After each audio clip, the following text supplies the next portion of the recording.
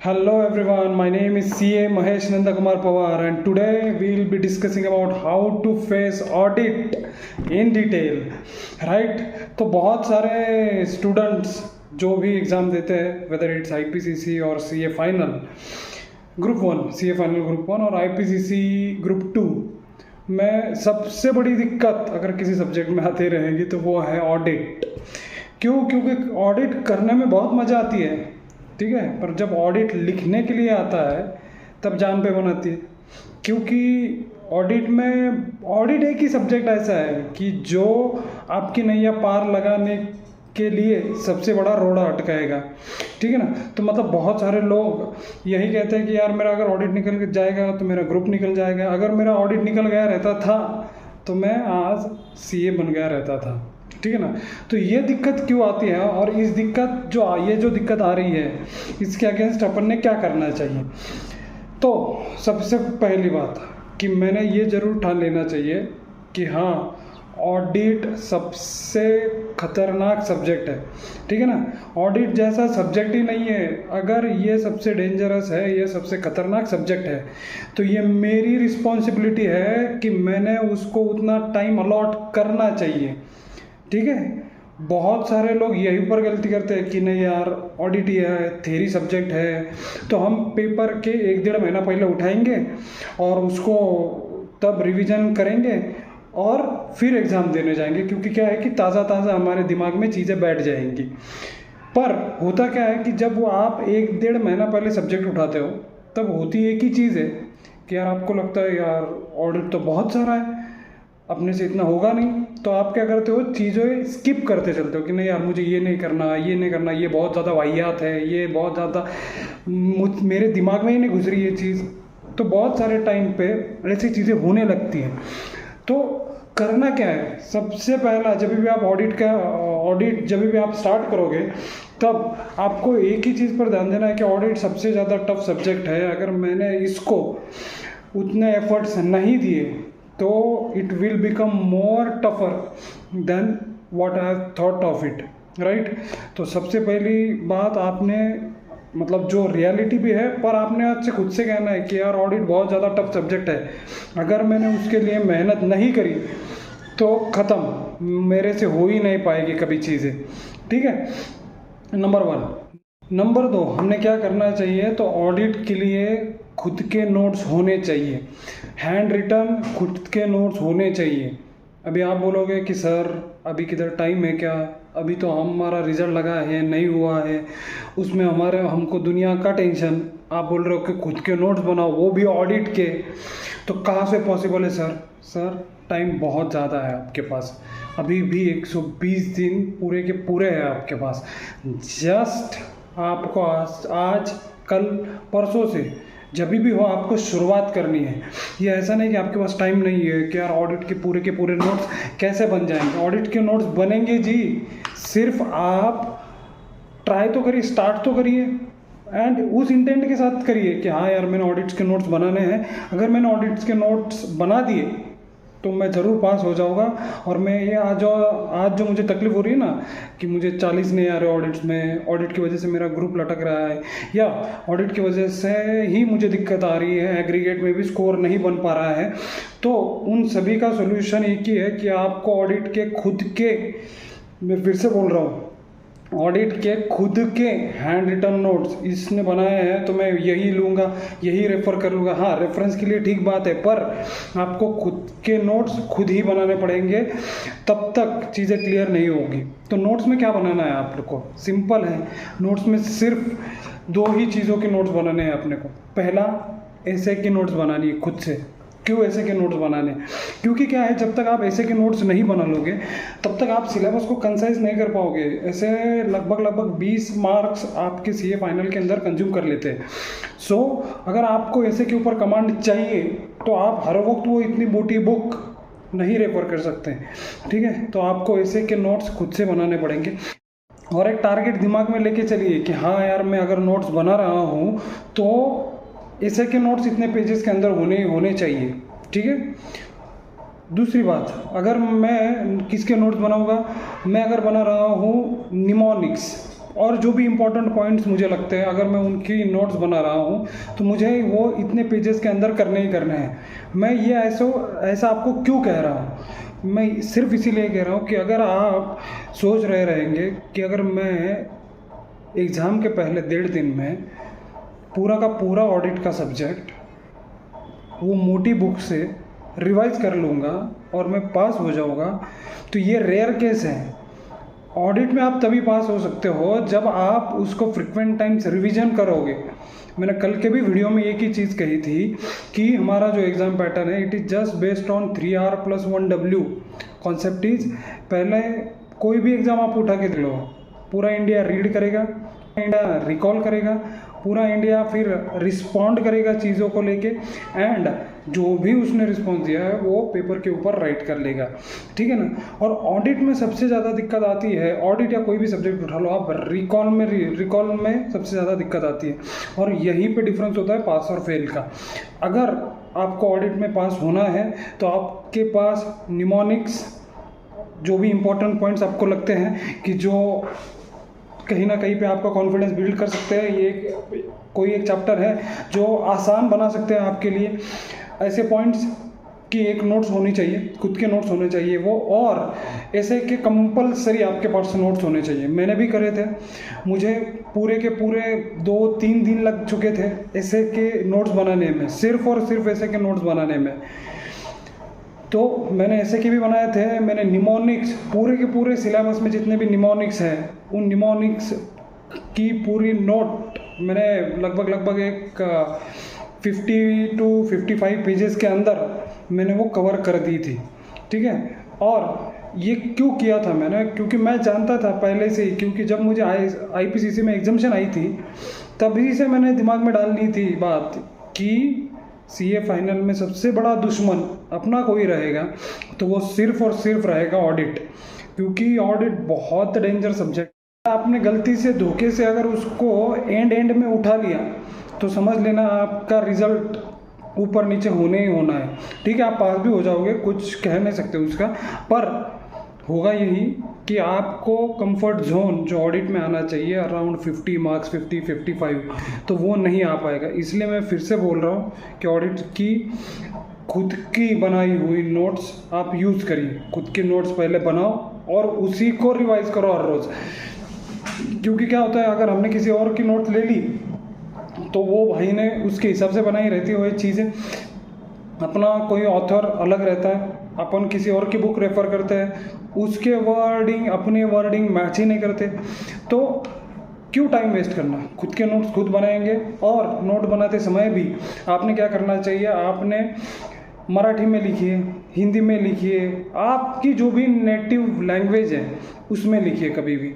मतलब कहीं कहीं पे आप इंग्लिश तो डालनी ही पड़ेगी, उसमें वो कुछ इशू नहीं है, बट नेटिव लैंग्वेज जो है आपकी उसमें लिखिए कभी भी, चीज़ें बहुत ज़्यादा आसान हो जाएगी और वही चीज़ें आपको ध्यान में बैठ जाएगी। नेटिव प्लेस में लिखिए। दूसरी बात, नोट्स बनाते समय कुछ ऐसे वर्ड्स को यूज़ करिए कि जिनसे आपको चीज़ें दिमाग में बैठने के लिए बहुत ज़्यादा मदद हो जाएगी। फॉर एग्जाम्पल, अभी ये किसी को और भी लग सकता है, राहुल गांधी जब भी बोलते हैं तो अपने को पहले याद आती है कि टाटा बाय बाय ख़त्म गया, ठीक है।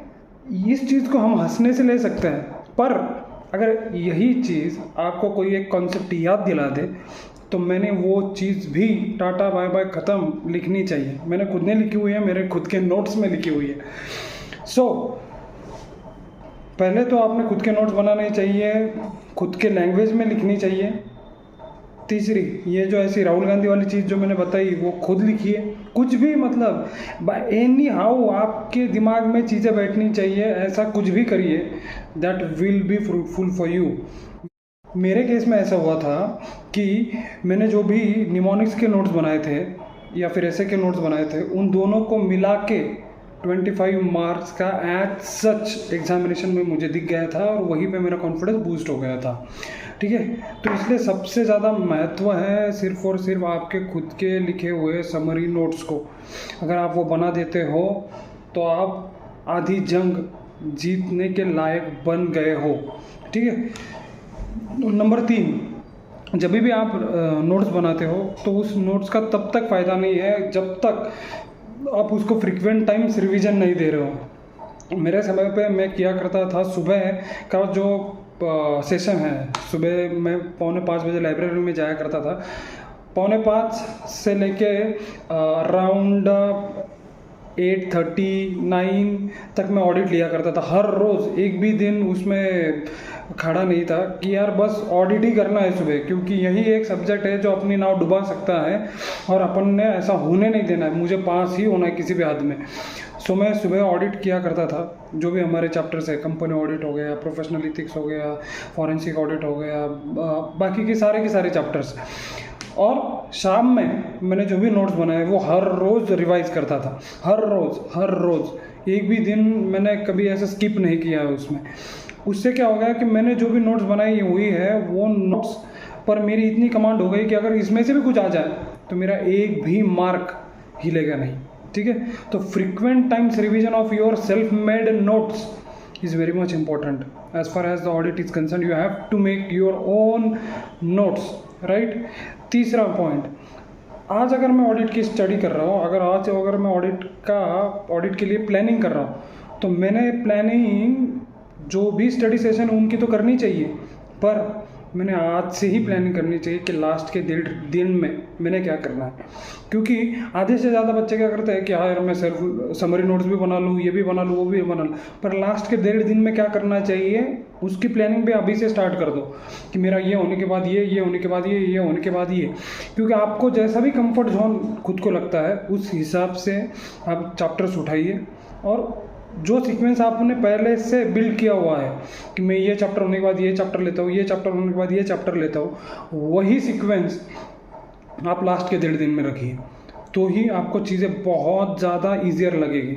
गलती से धोखे से भी अगर आपने लास्ट के 1.5 दिन में कुछ एक्सपेरिमेंट कर दिया कि पहले ये चैप्टर बाद में सीधा वो चैप्टर उठा लिया जो आप करते ही नहीं थे, अगर वो उठा लिया तो प्लानिंग में पूरा मतलब आपने इतने जो भी कष्ट लिए हैं सबके सब निष्फल हो जाएंगे, कुछ भी फ़ायदा नहीं होगा उसका। ठीक है, हर रोज़ मैं बोल रहा हूँ आपको कम से कम अगर आपको पास करना है ऑडिट, मिनिमम 45 50 या 55 के ऊपर जाना है तो आपको मिनिमम 3 घंटे हर रोज़ अगर ऑडिट को अगर आपने दे दिया आज से आगे, तो आप ऑडिट में 100% अच्छे मार्क्स स्कोर कर सकते हो। मैंने खुद ने 2 बारी 50 के ऊपर स्कोर करी है, आईपीसीसी में एग्जाम्शन लाई है। तो मेरा जो एक्सपीरियंस रहा है, मैं एक ही बोल रहा हूँ कि अगर आपने ऑडिट को हर रोज़ रिवाइज नहीं किया तो बाद में चीज़ें इतनी मुश्किल बन जाती है जितना आप सोच भी नहीं पाओगे। ठीक है, तो हर रोज़ रिवीजन करना बहुत ज़्यादा ज़रूरी है। और देखिए स्टिकी नोट्स आपके पास क्यों होने चाहिए, क्योंकि बहुत बारी ये देखा जाता है कि सेंटेंसेस बहुत बड़े बड़े होते हैं। हालांकि अगर हम हिंदी में, मराठी में, जिस भी लैंग्वेज में आप कंफर्टेबल हो उनमें अगर देखा जाए तो सारांश बहुत छोटा सा होता है। ठीक है, तो अगर आप स्टिकी नोट्स पे सारांश ही लिख दो बस, बाकी का इंग्लिश में कैसे इलाबोरेट करना है वो बात की बात है। वो बस अगर आपने सारांश लिख दिया बस ख़त्म, और वो सारांश आपके दिमाग में बैठ जाना चाहिए, और वो तभी बैठेगा जब आप स्टिकी नोट्स को रिवाइज कर लोगे। तो खुद के जब भी आप समरी नोट्स बना रहे रहेंगे या फिर स्टिकी नोट्स यूज़ करते रहेंगे, खुद की भाषा को ज़्यादा प्राधान्य दीजिए, तभी जाके चीज़ें जो है आपके दिमाग में बैठेंगी और चीज़ें रिकॉल होने में मदद हो जाएगी।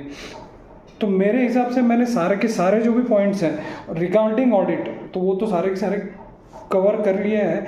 इसके ऊपर भी अब आपका ट्राई कर सकते हो, पर मैं एक ही कहूँगा कि जब तक आप ऑडिट में खुद से ज़्यादा रिवीजन नहीं मारोगे, ज़्यादा से ज़्यादा उसको टाइम अलॉट नहीं करोगे, उसके ऊपर कठोर मेहनत नहीं करोगे, तब तक ऑडिट में 45-50 हमारा टारगेट रहना चाहिए, 50-55 तक आप नहीं पहुंच पाओगे।